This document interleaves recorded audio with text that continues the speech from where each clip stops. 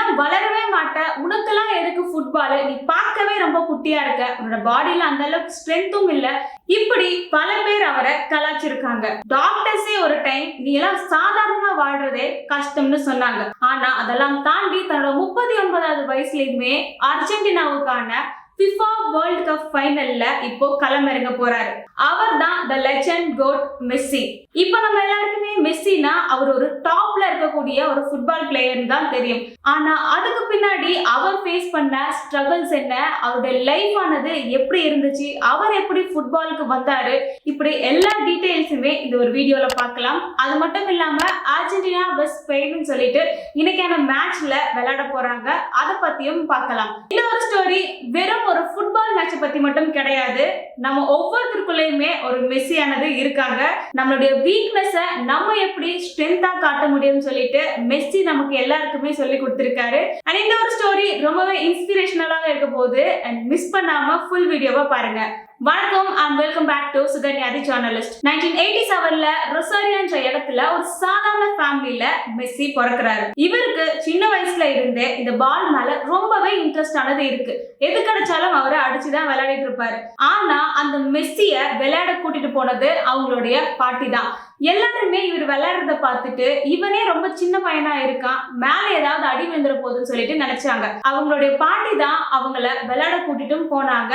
அதுக்கப்புறம் மெஸ்ஸியோட ஜர்னியும் ஸ்டார்ட் ஆச்சு. மெஸ்ஸியோட பாட்டி எப்பவுமே சொல்லுவாங்களாம், ஃபுட்பால்ல நீ பெஸ்டா வரணும்னு சொல்லிட்டு. அதே மாதிரி அவரு ஃபுட்பால்ல பெஸ்டா இப்போ இருக்காரு. இதனாலதான் மெஸ்ஸி எப்பவுமே வின் பண்ணதுக்கு அப்புறம் வானத்தை பார்த்து அவரு கையை நீட்டுவாரு. அது அவங்க பாட்டிக்கு கொடுக்கக்கூடிய ஒரு ட்ரைபியூட்டாவும் இருக்கு. மெஸ்ஸி ஃபுட்பால்ல ரொம்பவே இன்ட்ரெஸ்டடா ப்ளே பண்ணிட்டு இருக்காரு.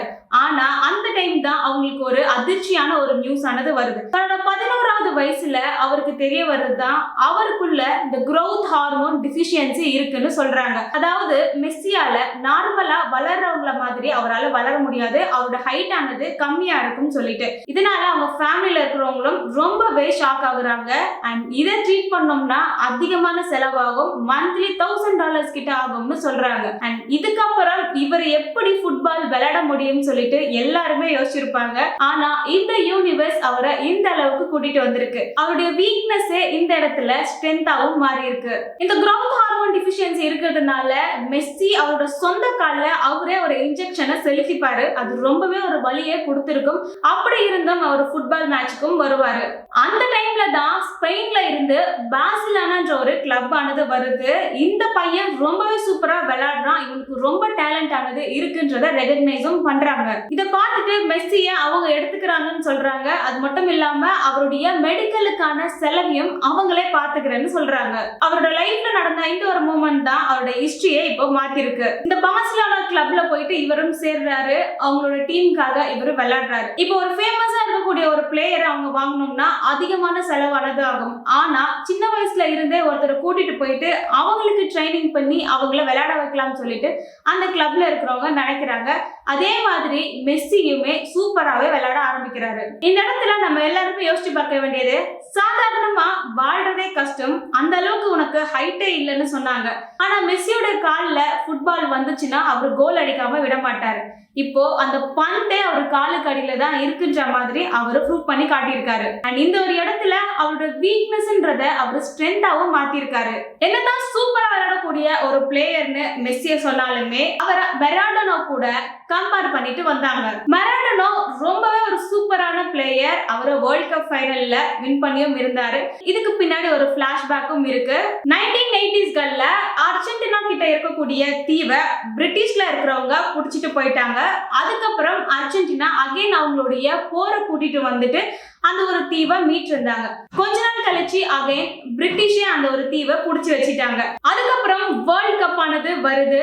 அதுல அர்ஜென்டினா வெர்சஸ் இங்கிலாந்துக்கான மேட்ச் ஆனது வருது. இந்த ஒரு மேட்ச்ல இங்கிலாந்து ஆனது தோக்குது, அர்ஜென்டினா வின் பண்றாங்க. மெரடோனா இந்த ஒரு மேட்சை வின் பண்ணி கொடுத்ததுனால அந்த இடத்துல இருக்கக்கூடிய மக்கள் இவரை ஒரு காட் லெவலுக்கு அவரை வச்சு பார்த்தாங்க. அது மட்டும் இல்லாம மெரடோனாவுக்கான ஒரு சர்ச் எல்லாமே அங்க கட்டியிருந்தாங்க. அண்ட் இவங்க இந்த ஒரு வேர்ல்ட் கப் ஃபினாலேல ஜெயிச்சது அவங்களுக்கான ஒரு பிரைட் மூமெண்டாவும் அந்த டைம்ல பார்த்தாங்க. மெரடோனா ஒரு ஒரு எக்ஸ்ட்ரோவர்ட்டான ஒரு பர்சன். அவரோட ஃபீலிங்ஸா ஓப்பனா அவர் வந்து சொல்லுவாரு. வேர்ல்ட் ஃபினாலில ஒரு கப்பையும் வின் பண்ணி கொடுத்திருக்காரு அர்ஜென்டினாவுக்கு. இன்னொரு பக்கம் மெஸ்ஸி ஒரு சூப்பரான ஒரு பிளேயர் தான். ஆனா அவர் வேர்ல்ட் கப் அது வரைக்கும் அடிக்காம இருந்தாரு. ஒரு இன்ட்ரோவர்ட்டான ஒரு பர்சன். ஆனா ஃபுட்பால்னு வந்தா அவரோட ஃபோக்கஸ் அந்த ஃபுட்பால்ல தான் இருக்கும். அவரோட ஆக்ஷன்ல அவர் அதை காட்டுவாரு. இப்படி இருக்கும்போது அவருக்கு ஒரு தேசப்பற்று இல்லைன்னு சொல்லிட்டு மெஸ்ஸி எல்லாருமே ஹேட் பண்ண ஆரம்பிச்சாங்க. மெஸ்ஸி ஆல்ரெடி பார்சிலோனா டீம்ல தான் இருந்தாரு. அதனால அந்த டீமுக்காக அவர் சூப்பரா விளையாட ஆரம்பிச்சாரு. 35க்கும் மேற்பட்ட டிராஃபிகளை அடிச்சு கொடுத்திருக்காரு. ஆனா அவரோட ஊரான அர்ஜென்டினாவுக்காக அவர் பண்ணது என்னன்னு சொல்லிட்டு அந்த மக்களுக்கு ஒரு கோபமானது வருது. மெஸ்ஸி எல்லாருமே பார்சிலோனா பிளேயராக தான் பார்த்தாங்க. இவர் அர்ஜென்டினா பிளேயர் இல்லைன்னு வெறுத்தாங்க. 18 வயசுல நேஷனல் டீமுக்குள்ள வராரு. 10 வருஷமா ட்ரை பண்ணியுமே ஒரு டோர்னமெண்ட் கப் கூட அடிக்க முடியல. அதனால அவங்க நாட்டு மக்கள் எல்லாருமே மெஸ்ஸிய வெறுக்க ஆரம்பிச்சாங்க. இவர் காசு வாங்கிட்டு தான் விளையாடுறாரு, நம்ம நாட்டு மேல இவருக்கு தேசப்பற்று இல்லைன்னு சொல்லிட்டு எல்லாருமே இவரை வெறுக்கவும் ஆரம்பிக்கிறாங்க. அது மட்டும் இல்லாம மெரடோனா கூட மெஸ்ஸிய கம்பேர் பண்ணி அதனாலையும் அவரை வெறுக்க ஆரம்பிச்சாங்க. 10 வருஷங்களுக்கு முன்னாடி மெஸ்ஸிய அவங்க நாட்டை விட்டு வெளியே போன்னு சொன்னாங்க. அவரோட உருவ பொம்மைய எரிக்கவும் செஞ்சாங்க. இந்த எல்லா கிரிட்டிசிசையுமே மெஸ்ஸி ஃபேஸ் பண்ணி இருந்தாரு. இதனால அவர் ஒரு அனௌன்ஸ்மெண்ட்டையுமே வெளியிட்டாரு. அகைன் 2014 வேர்ல்ட் கப் ஃபைனல் அது நடக்குது. டிவில 13 பில்லியன் பேர் கிட்ட அந்த மேட்சை பார்த்துட்டு இருந்தாங்க. மெஸ்ஸிக்கு அந்த டைம் பெரிய ஒரு சான்ஸ் ஆனது வருது. அந்த பந்து கோலுக்கு வெளியே போயிடுச்சு. ஜெர்மனி ஒரு பாயிண்ட எடுக்கிறாங்க. அந்த கோப்பையை கடந்து போன மெஸ்ஸியோட போட்டோ என்னைக்குமே ஃபுட்பால் ஹிஸ்டரியில ஒரு எமோஷனலான ஒரு விஷயமாக பாக்குறாங்க. நம்ம ஊர்ல எப்படி கிரிக்கெட் ரொம்ப ஃபேமஸோ அதே மாதிரி அந்த ஊர்ல ஃபுட்பால் தான் எல்லாமும் பார்ப்பாங்க. அவர் மிஸ் பண்ணதுனால இன்னுமே அவர் மேல விமர்சனங்கள் அதிகமாச்சு. மெரடோனா மாதிரி அவர் வேர்ல்ட் கப்பை அடிச்சு தரலன்னு சொல்லிட்டு மெஸ்ஸி எல்லாருமே குறை சொல்ல ஆரம்பிச்சாங்க. மெரடோனா ஒரு கிரேட்டஸ்டான ஒரு இடத்துல இருக்காரு. அண்ட் மெஸ்ஸி அந்த அளவுக்கு அவரால் வர முடியல. அவர் ஒரு கிரேட்டஸ்டே கிடையாது, அவரை ஊரை விட்டே வெளியே போங்கன்னு சொல்லிட்டு மக்கள் அவர் மேல ஹேட்டை காட்ட ஆரம்பிச்சாங்க.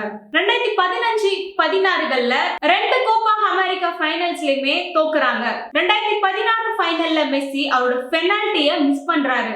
இப்படி இருக்கும்போது மெஸ்ஸிய தயவு செஞ்சு நீ இந்த ஊரை விட்டு போயிடு, நீ இங்க இருந்துட்டு இடத்த அடைச்சிட்டு இருக்காதுன்னு சொல்லிட்டு அந்த அளவுக்கு அவரை கிரிட்டிசைஸ் பண்ண ஆரம்பிச்சாங்க.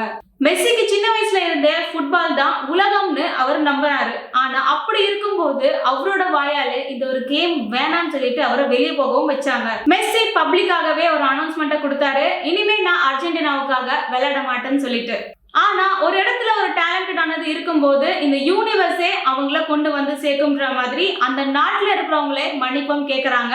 45 நாட்களாக கேண்டில் ஏத்தி அவங்க வீட்டு வாசல்ல போய் நிக்கிறாங்க. மெஸ்ஸி நீங்க திரும்பி விளையாட வாங்கன்னு சொல்லிட்டு எல்லாருமே கூப்பிடுறாங்க. இதுல சின்ன பசங்க கூட அவருக்கு லெட்டரும் எழுதுறாங்க, நீங்க திரும்பி வரணும்னு சொல்லிட்டு. இப்படி 45 டேஸ் கிட்ட எல்லாருமே அழைச்சதுக்கு அப்புறம் மெஸ்ஸி அகைன் ஃபுட்பால் மேட்ச்க்கு வராரு. அது மட்டும் இல்லாம அந்த நாட்டோட பிரசிடென்ட்டே கால் பண்ணி மெஸ்ஸிய வர சொல்லியிருக்காரு. 2018 ரஷ்யா வேர்ல்ட் கப்ல ரவுண்ட் ஆஃப் 16ல மபாப்பேன்றவரு பிரான்ஸ் 4-3 சொல்லிட்டு வின் பண்றாங்க.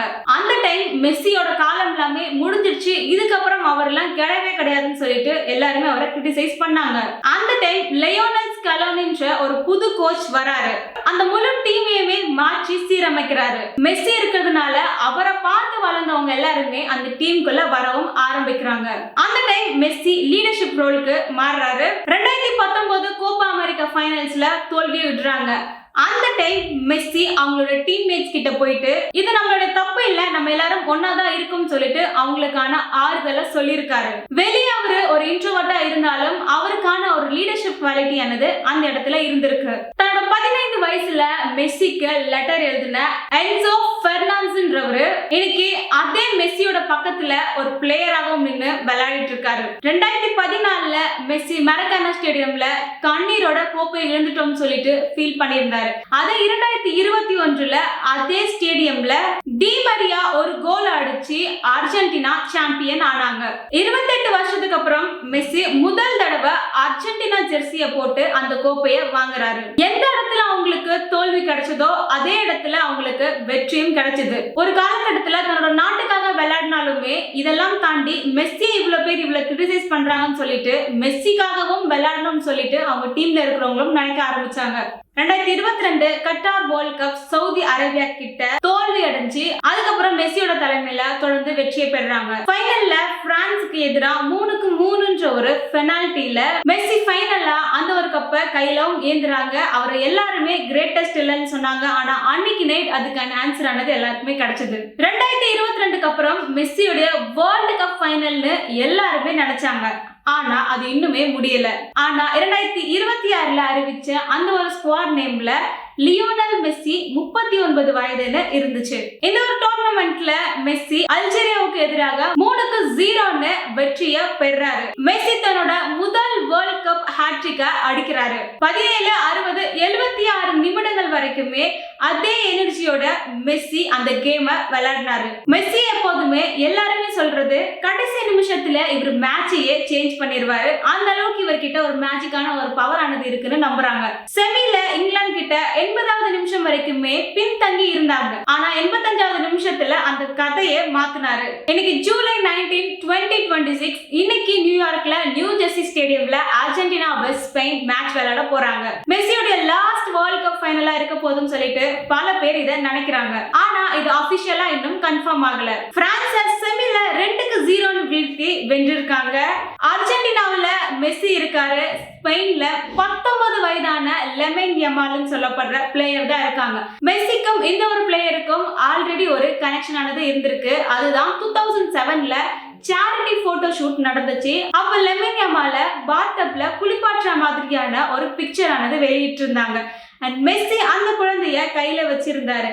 அதுதான் அவங்க மீட் பண்ண ஃபர்ஸ்ட் இன்சிடென்ட். இதே லெமைன் யமால் மெஸ்ஸி அகைன்ஸ்ட் பண்ணி ஸ்பெயினுக்காக விளையாட போறாரு. லெமைன் யமால் ஒரு சூப்பர் எனர்ஜெட்டிக்கான ஒரு பெர்ஃபார்மரா இருக்காரு. அவரோட வேகம், ட்ரிபிளிங், ஸ்பீடுன்னு சொல்லிட்டு இது எல்லாமே எக்ஸ்ட்ராடினரியாக இருக்கு. இந்த ஒரு கேம்ல ஆல்ரெடி லெஜெண்டா இருக்கக்கூடிய மெஸ்ஸியா இல்ல ஃபியூச்சருக்காக விளையாட போற லெமைன் யமாலா? இது மெஸ்ஸியோடைய 3வது வேர்ல்ட் கப் ஃபைனலாக இருக்கு. மெஸ்ஸியோடைய மொத்த கரியர் கோல்கள் 919. கிளப்புக்காகவும் அவரோட நாட்டுக்காகவும் சேர்ந்து அவர் 919 கோல்களை பெற்றிருக்காரு. 919 கோல்களை பெற்று அவர் டாப்ல இருக்காரு. இதுவரைக்கும் அர்ஜென்டினாவுக்காக மட்டுமே 124க்கும் மேற்பட்ட கோல்களை அடிச்சு கொடுத்திருக்காரு. எல்லாரை விட அதிகமான விருதுகள் வாங்கியிருக்காரு. 8 பேலன் விருதுகளை இவர் வாங்கியிருக்காரு. 3 FIFA பெஸ்ட் பிளேயர் விருதுகளை வாங்கியிருக்காரு. 7 FIFA world player of the year விருதுகள் வாங்கியிருக்காரு. 474 லா லீகா கோல்கள். அந்த லீக்கோட அனைத்து கால சாதனையில இது ஒன்னாக இருக்கு. 414 அசிஸ்ட்கள் உலக ஃபுட்பாலோட ஹிஸ்டரியில இது ரெக்கார்டா இருந்திருக்கு. அது மட்டும் இல்லாம டோட்டலா 44 சீனியர் டிராஃபிகளும் பெற்றிருக்காரு. எல்லா பிளேயர்ஸை விட அதிகமான சாதனைகளும் விருதுகளையும் மெஸ்ஸி ஆல்ரெடி பண்ணியிருக்காரு. இது ஒரு ஃபுட்பால் பிளேயரா மட்டும் பார்க்காம ஒரு ஹைட்டே இல்லாத ஒரு பையன் உடல் ரொம்ப பலவீனமா இருக்குன்னு சொன்ன ஒருத்தர் இந்த அளவுக்கு சாதனைகளை படைச்சு காட்டியிருக்காரு.